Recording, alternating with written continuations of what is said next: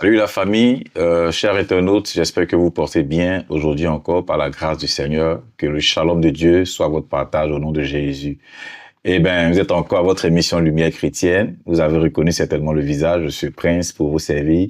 Aujourd'hui encore, nous avons un homme de Dieu, nous l'avons reçu dernièrement, il est encore là, il est encore présent et j'aimerais vous le présenter, lui c'est Papa Jean-Paul. Pasteur, homme à plusieurs casquettes.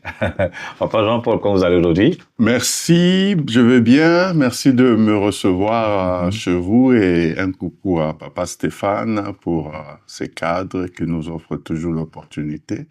J'appelle ça une barque comme la barque que Pierre avait prêtée à Jésus. Donc, merci beaucoup et que Dieu bénisse ce ministère. Amen. En tout cas, c'est un plaisir pour nous de vous revoir. Et comme on l'avait dit dans l'autre émission, chaque fois que vous êtes des passages ici aux États-Unis, à Atlanta précisément, en tout cas, vous répondez présent, malgré que nous savons occupés. Mais en tout cas, merci beaucoup. Merci à chaque fois que nous sollicitons de répondre présent. Et merci beaucoup. En réalité, j'habite à Atlanta, mais je travaille à... C'est ça. Effectivement, pour nous qui vous connaissons, nous savons que vous habitez ici, mais bon, en tout cas... Donc, c'est parce que quelqu'un d'autre, un internaute, va croire que... Vraiment. Ouais, en réalité, je vis ici, mais je suis physiquement pas souvent ici. Je suis beaucoup plus en Afrique. Merci beaucoup. Nous bénissons le nom de notre Seigneur Jésus-Christ. Nous rendons grâce pour tout ce qu'il fait. En tout cas, pour nous chrétiens, tout ce que nous faisons, tout ce que nous avons, c'est par plus grâce du Seigneur. Et nous lui disons merci.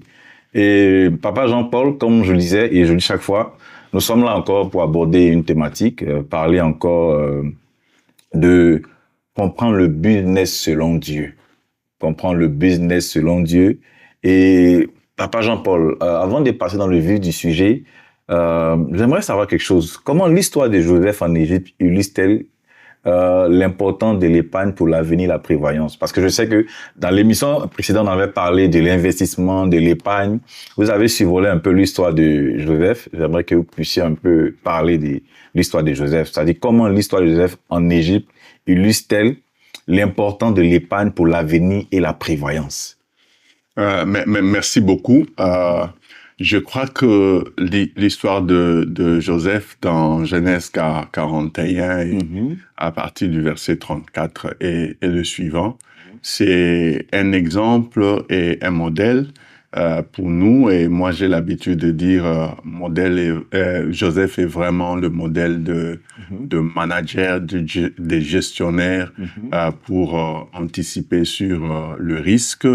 Et Joseph a été inspiré, a mis en pratique, a mis en œuvre son intelligence au-delà de la révélation, parce qu'il faut rappeler que Pharaon avait reçu une vision qui avait troublé son esprit. Alors il avait besoin d'une interprétation et on est allé lui chercher Joseph, le rêveur, et non seulement le rêveur, l'interprète de rêve.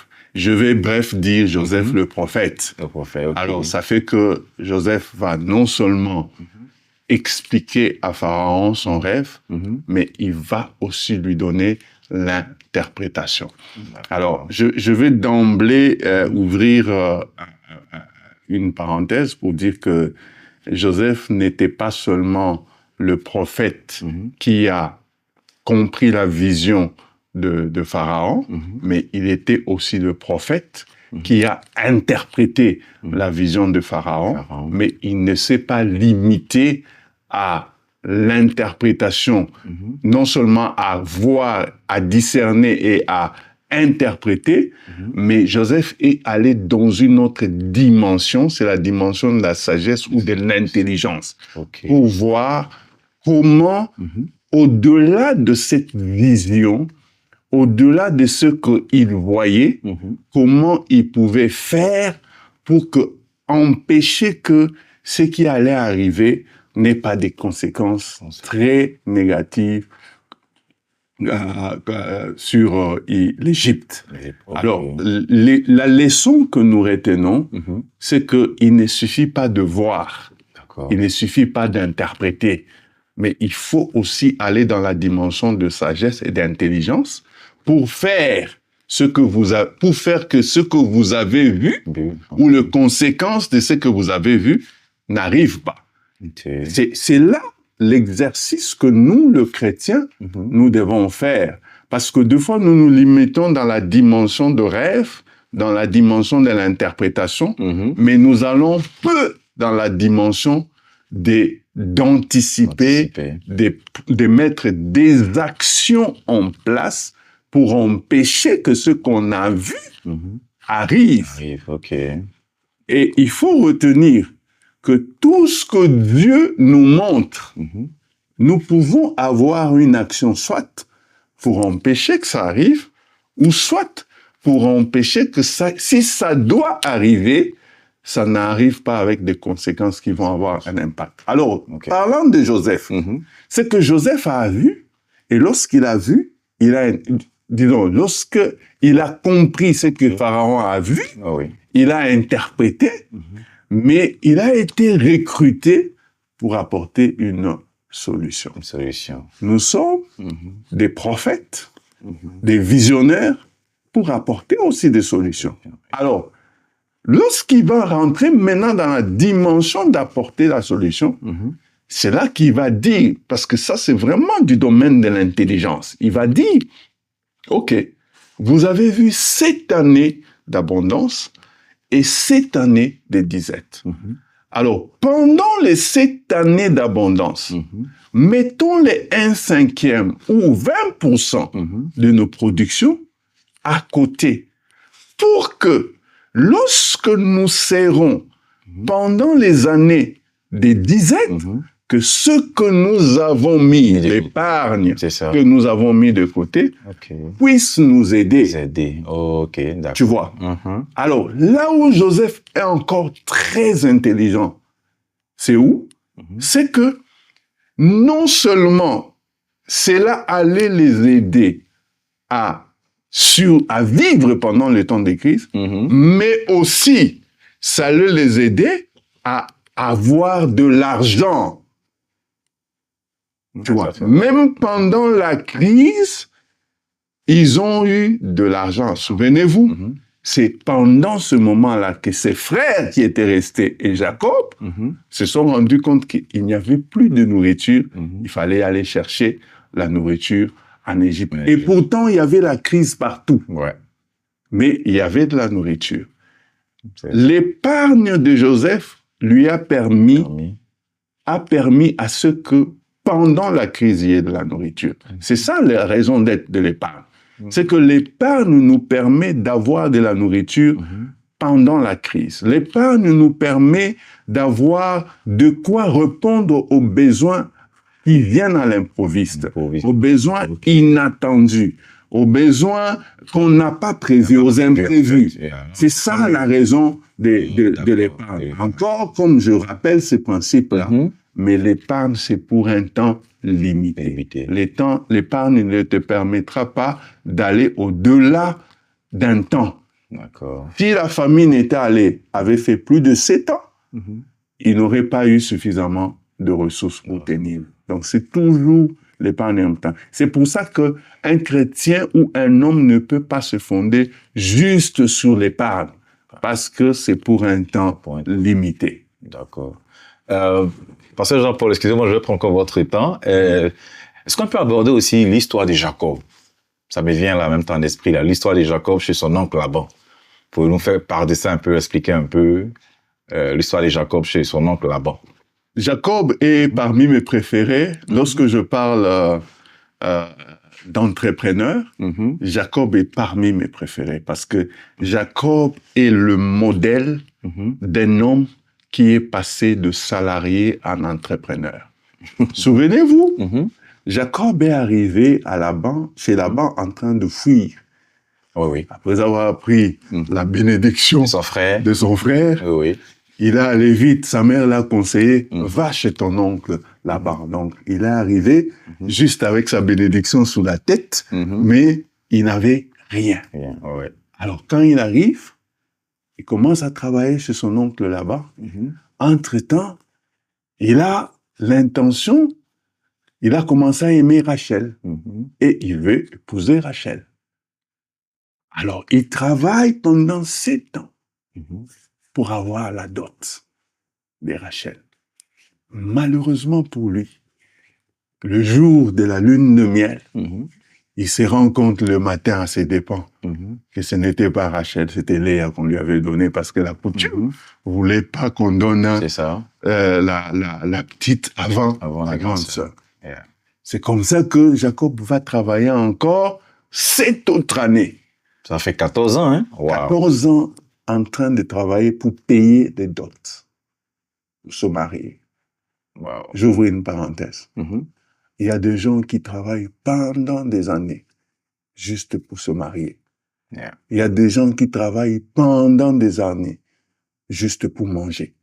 Il y a des gens qui travaillent pendant des années juste pour répondre aux besoins élémentaires de leur vie. Alors Jacob, après ses 14 ans, il continue à travailler, mais Jacob va se révolter. Parce que si vous lisez l'histoire de Laban, Laban, c'était pas un homme correct. Yeah. Il avait ses dieux et dans les affaires, c'était un gars qui savait jongler. C'est ça. Alors, Jacob va se révolter. Si vous lisez Genèse 30, j'aime bien le texte, j'aimerais qu'on lise Genèse 30. Genèse 31. À partir du verset 30. La Bible dit, avant mon arrivée, tu possédais peu de choses. Maintenant, tu en as beaucoup et le Seigneur t'a béni depuis que je suis chez toi. Et est-ce que le moment n'est pas venu pour que je travaille aussi pour ma famille? Alors, j'aime bien ce texte, pourquoi?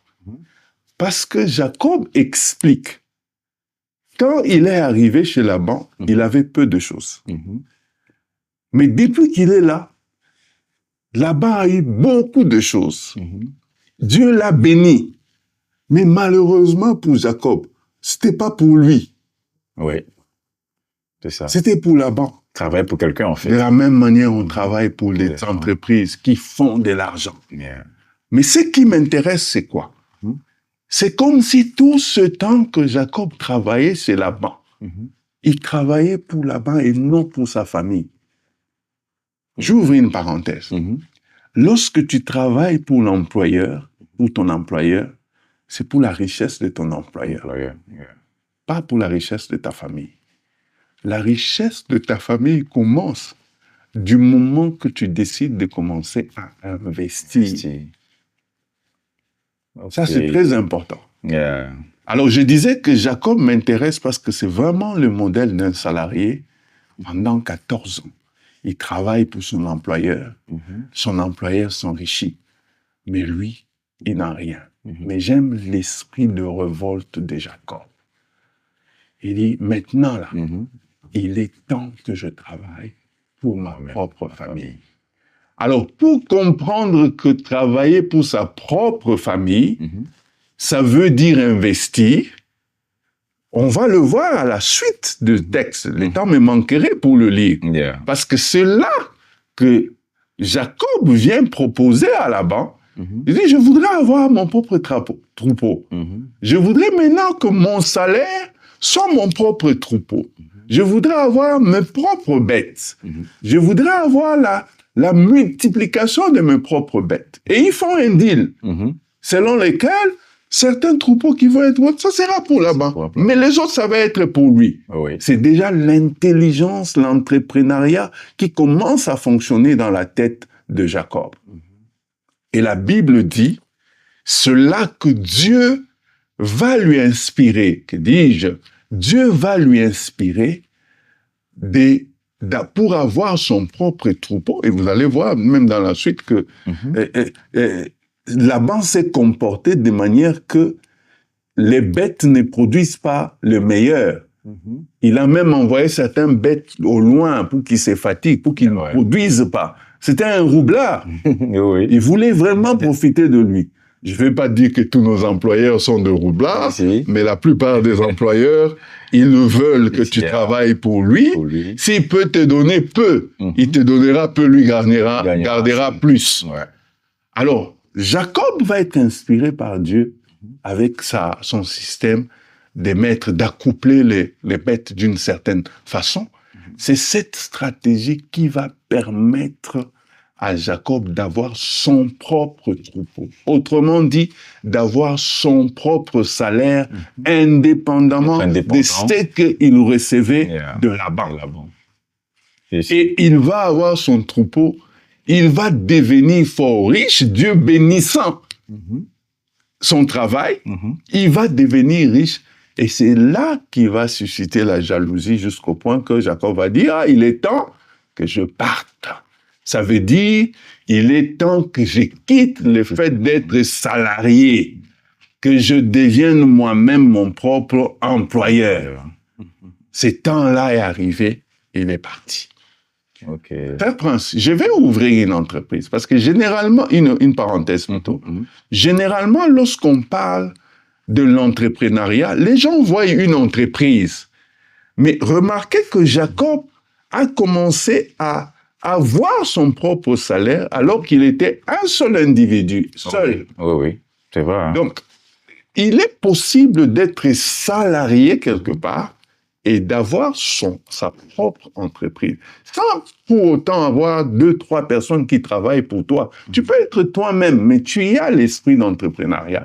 Parce que les gens sont découragés lorsqu'on parle de l'entrepreneuriat, parce qu'ils voient seulement créer une entreprise, une LLC, les créer, remplir toutes les conditions légales, trouver tout ça. Alors les gens ont peur, alors que c'est possible de commencer son propre business sans avoir une affaire constituée en société ou légale.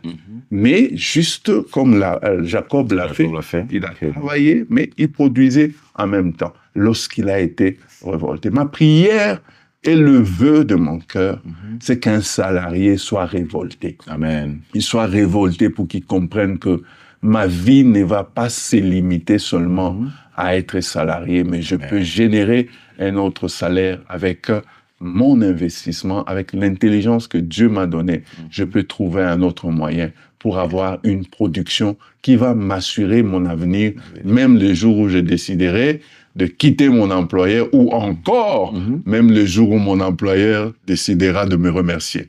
Ben, merci encore, Papa Jean-Paul. Parlant de comprendre le business selon Dieu, j'ai envie de vous demander quel est le but d'une entreprise pour Dieu? En réalité, les buts pour Dieu, lorsque nous créons une affaire ou nous avons une entreprise, c'est juste la multiplication de ressources. Oh, ok. C'est ça le but. Dieu veut que nous soyons des multiplicateurs de richesses. Alors, l'investissement est le meilleur moyen d'assurer sa richesse est le meilleur moyen pour multiplier les ressources. L'investissement est le meilleur moyen pour assurer que ton salaire de demain sera payé. L'investissement est le meilleur moyen par lequel Dieu peut te bénir pour que tu deviennes une source de bénédiction. Ah, d'accord. Papa Jean-Paul, comment la Bible, si possible, comment la Bible peut-elle m'aider à être un meilleur entrepreneur? Est-ce que la Bible peut m'aider à être un meilleur entrepreneur? Puisque nous sommes des croyants, nous sommes des chrétiens. Est-ce que je peux m'appuyer sur la Bible pour devenir ou être un meilleur entrepreneur? La Bible, je vais dire, c'est un livre de vie. Pas seulement des vies spirituelles, mais des vies réelles. La Bible nous donne des principes pratiques qui peuvent nous permettre d'aborder les questions qui concernent notre vie sur Terre. La Bible pose des principes que tout le monde, même des païens, utilisent pour réussir. Par exemple, le principe, la loi de la sémaille et de la moisson. C'est une loi universelle qui bénéficie aux chrétiens tout comme aux païens. Mais malheureusement, vous allez vous rendre compte que dans le monde des affaires, c'est beaucoup plus les infidèles ou non-chrétiens, Non-croyants, les non-croyants, qui profitent de principes. C'est pour ça que Jésus a dit, les enfants de ce monde sont plus sages que nous. Parce que eux savent bénéficier de ces principes. Par exemple, la loi de la sémaille et de la moisson, elle s'applique à tout le monde. Si toi, tu ne veux pas la mettre en pratique, tu n'auras pas de résultats, mais quelqu'un d'autre les mettra en pratique, aura les résultats. Si tu prends un grain, tu les jettes par terre. Peu importe celui qui l'a jeté, ces grains produira parce que la loi existe. La loi de la sémaille et de la moisson existe. Donc, la Bible nous fournit tous ces principes, toutes ces valeurs qui peuvent nous permettre. Par exemple, le principe du travail. C'est un principe divin. Quiconque l'applique, il a le même résultat. La Bible dit que celui qui ne travaille pas ne mange pas non plus. Donc, si tu ne travailles pas, tu ne mangeras pas. Alors, celui qui travaille, qu'il soit païen ou pas, il va manger. Donc, la Bible nous donne tous ces principes. Les temps manqueraient. La dernière fois, nous avons parlé des paraboles, des principes que Jésus a établis pour le royaume de la multiplication de richesses. Nous avons parlé de la parabole des talents qui nous assure comment est-ce que nous devons multiplier. Il y a un autre élément très important, la vision. La vision. La vision, c'est un principe divin qui fait que ce que tu vois, tu peux avoir ça. Un païen peut avoir la vision, il aura les résultats. Et c'est pour ça que je disais que dommage que les enfants, comment je vais dire, de ces siècles, utilisent ces principes et réussissent. Mais nous, les chrétiens, on philosophe. Aujourd'hui, si je vais te parler de la vision, quelqu'un d'autre va avoir peur, il va dire, mais comment tu peux me dire que ce que je peux voir, je peux la voir? Ce sont des principes que les gens qui sont dans le monde ésotérique utilisent. Mais la vérité, c'est que les principes-là ont été établis par Dieu. Le diable est juste le trafic. Et il fait croire aux gens que c'est parce qu'il leur a donné une lumière qu'ils réussissent à ça. Mais ce sont des principes divins. Ce sont des principes divins. Les enfants de ce siècle. Aujourd'hui, si tu dis à un chrétien, si tu travailles comme ça, tu vas devenir prospère. Il va avoir peur. Il va dire, ah non, la prospérité est démoniaque. On a essayé, mais entre-temps, les païens utilisent le même principe. Et ils deviennent prospères. Ils utilisent le même principe. Le problème, c'est que vous avez des chrétiens qui travaillent chez des païens, des entreprises qui sont créées par des païens, mais ils sont en train de juger ce païen-là, alors que ce païen-là n'a pris qu'un principe qui est dans la Bible. C'est ça. Il a utilisé, mais parce qu'il est païen, et toi, tu as peur. Alors que bon, comme j'ai dit, les principes divins n'ont pas de religion. Les lois naturelles que Dieu a établies, ils n'ont aucune religion. C'est comme la loi de la sémaille et de la moisson. Il n'a aucune religion. Qui l'applique, il réussira. Qu'il soit musulman, qu'il soit chrétien ou pas, il applique, il aura le même résultat. D'accord. Qu'est-ce que la gestion des talents et des ressources selon Dieu? La gestion de talents et de ressources, selon Dieu, comme je l'ai dit tantôt, les principes chez Dieu, c'est la multiplication, c'est l'investissement. Maintenant, selon Dieu, tout ce que tu as reçu doit être multiplié, perfectionné, amélioré. Tout ce que Dieu t'a donné comme ressource doit être multiplié, amélioré, perfectionné. Alors, si je suis beau, je peux entretenir ma beauté, améliorer, je peux me présenter d'une meilleure façon, de manière que comme Esther, je peux attirer le roi, pas séduire, mais je peux attirer le roi, parce que la beauté est une des ressources que Dieu nous a donné. La Bible dit, David était blond, il était beau, Saül était beau des figures et des visages. Rebecca était belle des figures et des visages. C'est deux ressources que Dieu nous donne qui sont utiles pour atteindre notre destinée. Esther a fait entrer Israël dans sa destinée à cause de sa beauté. Donc, c'est très important. La beauté est une ressource que Dieu nous a donnée. L'intelligence est une ressource que Dieu nous a donnée. L'intelligence doit être perfectionnée.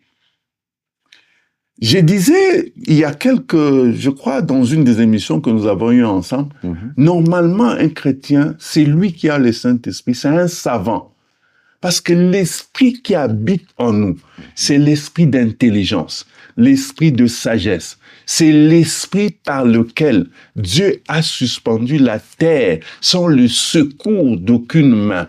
C'est l'esprit par lequel Dieu a créé tous les principes de l'univers.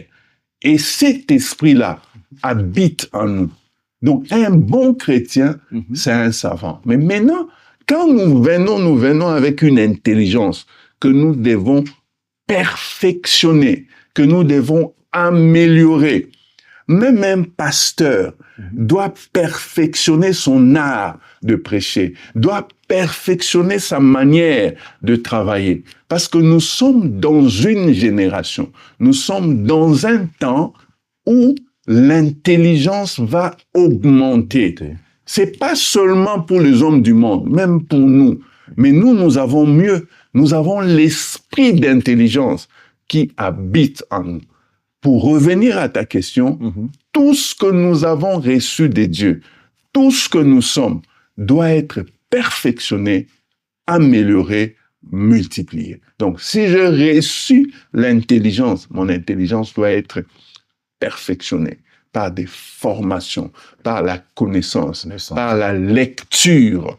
Je dois me cultiver, je dois apprendre des nouvelles choses. Chaque domaine dans lequel je suis intéressé, je dois étudier et apprendre. Nous devons perfectionner. En tant qu'un homme de Dieu, pasteur, j'écoute les autres hommes de Dieu pour me perfectionner. Parce qu'il y en a qui ont reçu une grâce de développer certains sujets que je ne peux pas. Donc je les écoute pour me perfectionner, pour m'améliorer. Okay. En tant qu'un homme d'affaires, je travaille pour multiplier les ressources que j'ai. C'est là que nous avons un principe, j'appelle le salaire graine, le principe du salaire graine. Ton salaire est comme une sémence qui doit être multipliée. Ça veut dire autrement quoi? Dans ton salaire, il y a une portion d'investissement qui a la capacité de te multiplier. Alors, si tu veux bouffer ton salaire, ne bouffe pas cette portion qui est la graine ou la sémence. Parce que si tu la bouffes, tu n'auras pas la multiplication assurée. C'est pour ça que c'est lui qui bouffe tout ton salaire. Si tu trouves quelqu'un qui a bouffé tout ton salaire du mois, tu as trouvé un insensé qui n'a aucun esprit par rapport à la multiplication. Wow. D'accord. Merci beaucoup, Papa Jean-Paul. Je pense que nous aurons encore notre mission où on va encore poursuivre. Nous sommes pris par le temps. J'aimerais dire encore merci à tous ceux-là qui nous ont suivis. Et j'aimerais encore vous encourager à vous abonner, à vivement être connecté, rester scotché, parce que il a chaque fois des émissions comme ça dans le but vraiment de vous éclairer, de vous bénir. Et pasteur, Papa Prince, si tu permets, j'aurais vraiment voulu que nous puissions prier pour des hommes et des femmes qui sont intéressés à, qui veulent se révolter comme Jacob, afin de commencer à investir, de se regarder comme un entrepreneur, comme un investisseur. J'aimerais que nous puissions prier. J'ai l'habitude de dire, la manière dont nous prions pour recevoir le don, pour recevoir la guérison, c'est pas la même manière que nous devons prier pour nos affaires. Okay. Parce que l'esprit des affaires, lorsque je prie pour mes affaires, je prie que Dieu me donne l'inspiration comme Jacob. Je prie que Dieu me donne la révolte comme Jacob, afin que je sache dans quoi mettre mon argent, je sache dans quoi investir, dans quoi diversifier mes ressources. Je prie aussi pour que Dieu protège mes productions, parce que Malachie dit, parlant de nos productions, que Dieu menacera les dévoreurs, parce que l'ennemi est deux fois cherche des gens lorsque tu produis, il vient prendre ta production, parce que c'est une des armes que l'ennemi utilise. Il utilise la destruction, les vols de nos productions pour que notre paix soit enlevée. Ma prière est le vœu de mon cœur, que mon frère et ma sœur qui veut produire, qui veut multiplier, que la grâce de Dieu soit sur toi. S'il y a les dévoreurs dans tes productions, qu'ils soient menacés maintenant. Je chasse les dévoreurs de tes productions. Je chasse le voleur de tes productions au nom de Jésus. Ma prière maintenant, que Dieu te donne une inspiration, il te donne une intuition, il te donne une révélation, il te donne un sens aiguisé, afin que ce que tu as comme salaire graine, tu l'investisses dans un domaine, dans plusieurs domaines, pour qu'il multiplie, pour que ça se multiplie, afin que tu produises des bons résultats. Ma prière, c'est que tu aies des bons résultats dans ta production, tu aies des bons résultats dans tes investissements. Au nom de Jésus-Christ, tu produiras, tu investiras et tu récolteras. Tu investiras et ton investissement te produira de ressources dans plusieurs domaines. Au nom de Jésus-Christ, investis dans 1, 2, 3 et Dieu te permettra que ton investissement te produise. Nous prions et nous rendons grâce à Dieu, car il fait de toi un investisseur qui produit, un investisseur qui diversifie. Au nom de Jésus-Christ, que la grâce de Dieu soit pour vous, que Dieu bénisse vos productions, et que le meilleure production soit votre partage au nom de Jésus-Christ. Amen. Amen, amen, amen. Merci beaucoup, pasteur. En tout cas, merci pour cette prière. Et comme je le disais tantôt, l'émission prend fin. Merci encore pour vous qui étaient connectés et n'hésitez pas à partager, à relayer encore ces émissions pour faire aussi du bien à d'autres personnes. Rendez-vous à l'émission prochaine. Que Dieu vous garde.